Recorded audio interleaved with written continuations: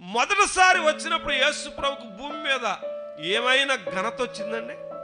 ఎవరైనా గౌరవించారా? ఎవరైనా ప్రేమించారా? ఎవరైనా అర్థం చేసుకున్నారా?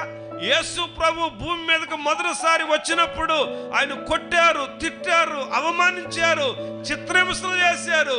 యేసుక్రీస్తు ప్రభు ఈ భూమి మీద రెండోసారి ఎందుకు రావాలి? అసలు భూమి మీద దానికి ఏమైనా ఇల్లు ఉందా? ఒక్క సైట్ అన్న ఉంది ఆయనకి? మరి కనీసం మీకున్నట్టు తలవాల్చుకున్న స్థలమే లేదు.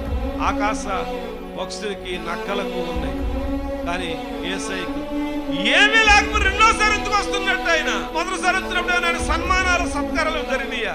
అందరూ ఆయన మీద అభాండాలు వేస్తున్నారు. ఇప్పటికింకా వేస్తున్నారు. ఇప్పటికింకాను దేవుని బిడ్డలారా, అలాంటి యేసయ్య రెండవసారి భూమి మీదకి ఎందుకు వస్తున్నాడంటే కేవలం భూమి మీద ఆయన వస్తువు ఒకటి ఉండిపోయింది.